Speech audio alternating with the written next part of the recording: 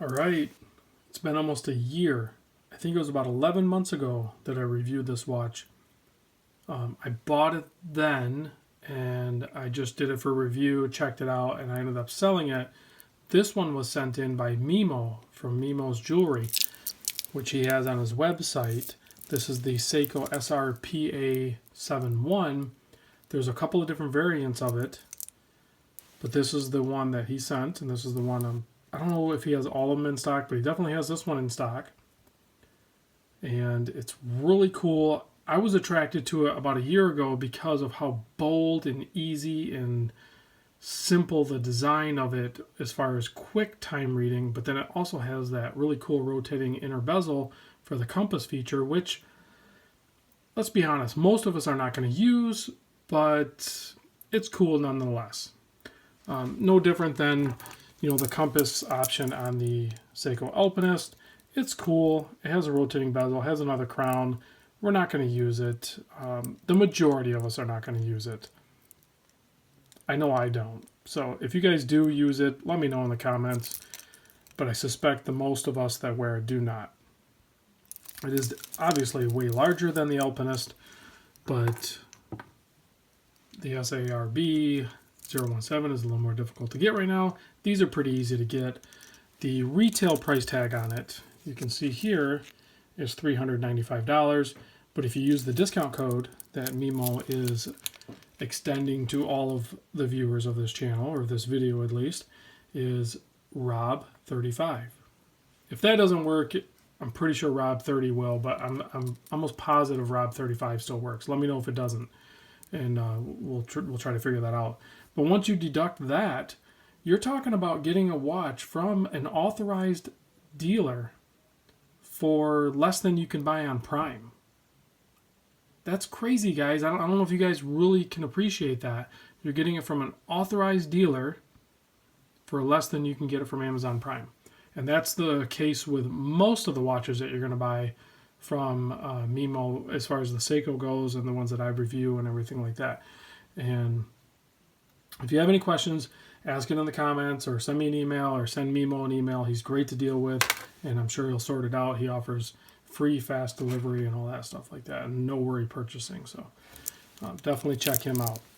So let's go over the measurements real quick. I didn't rewatch my old video, so I'm just going to cover it real quick. It's 42 millimeter. I measured at the top bezel here, this narrow bezel, which does not turn, but it is 42 millimeter.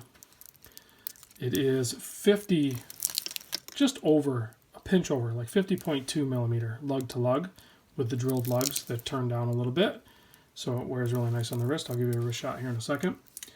It is, from my measurements, it's a little weird on the lug width. I'm pretty sure it's 21 millimeter and it tapers down to like a 20. So a little strange in that department, but I'm sure you could stuff a 22 millimeter NATO in there. As far as bracelet options, this bracelet actually wears really good. It's very much similar to the Monster style as far as how it drapes over the wrist and everything. So it wears really good. I can't imagine you'd want to change the bracelet, but if you wanted to throw a NATO or something on there, I'm pretty sure you could stuff a 22 in there, no problem. And then the thickness is only 12.6. So, I mean, it looks like a bigger watch, but you got to understand it's partly because that crystal, that Hardlex crystal, goes all the way out to the edge almost. So it makes it appear larger. And that is the case with a lot of watches of this genre. Like a lot of the Citizens. I mean, this one looks even larger. I think this one is actually slightly larger, but that's just the way they look. So if you're after that look, then definitely great option. I mean, the visibility on it is amazing. Real quick, because I know you guys are all thinking that. I'm looking at it. Every time I look at this watch, I'm like, how's the lume? It looks like a lume monster. Well, I don't think you're going to be disappointed, because it is kind of a lume monster. Boom! That lume is excellent. The hands, to the naked eye, are a little bit brighter than the indices and the numerals. But honestly, that's kind of a good thing. And you can see it in video. That's a pretty accurate description right there of how it looks to the naked eye in comparison to the Monster. Very visible lume. All right, let's turn these back on. I'll show you what it looks like on my wrist. I did not size it. I didn't even peel the plastic off or anything like that because I will be sending this over to Bruce, and I'm sure Mimo's going to end up wanting to sell this. You can look back at my old video, and I'm sure Bruce will get some really good shots. But I'm like a 7 1/8, maybe a little heavy 7 1/4, depending on the day. Coming into some warm weather, so I'm sure I'll swallow a little bit. But it wears really good. I mean, typical Seiko fashion. I mean, of watches this size, 42. I mean, it wears great on my wrist. So if your wrist is about the size of mine, plus or minus a little bit, I'm sure you'll be able to pull it off just fine. It does have a display case back. Again, I'm not going to peel the sticker off. This is a 4R, I don't know if you guys can see, that's not focusing very good, a 4R35B movement. So it has the date function, no day. It is non-screw down crown, so that first position,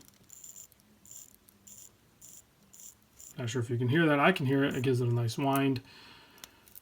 First little clicky you get there, you turn it this way and you get your date change. Okay, pop it again, it does hack, and then you have that nice rapid time setting of the Seiko. I love those hands, they're so large and legible. This is such a great watch to be able to just glance out of the corner of your eye and get the time out of it.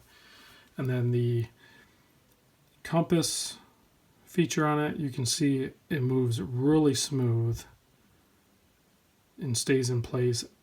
I'm sure you could bump this while it was on wrist, but so far it feels like it's going to hold its setting fairly good. But I think typically you're going to set your heading and then adjust it as you go. So not sure if you guys have any more questions, let me know. Like I said, I'm not going to hold on to this one. It has a nice thin fold over clasp and double pushers. Bracelet is a push pin through. I don't know if I can tell by looking at it. I'm pretty sure it's just a split pin. It might be pin and collar. I can't remember.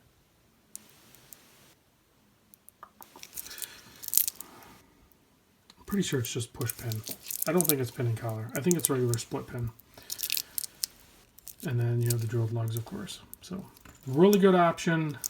Great looking watch for not a lot of money. Let me know what you guys think on this guy, and like I said, I will be sending this to Bruce, so he'll get some really good close-ups of it. You know, I can do close-ups too. He gets a better job of it. I'm jealous of Bruce and his close-ups. I can't do it as good.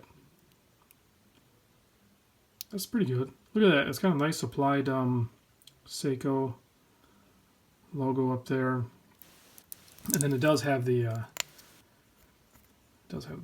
Prospex X there, which is actually a P and an S crossing over.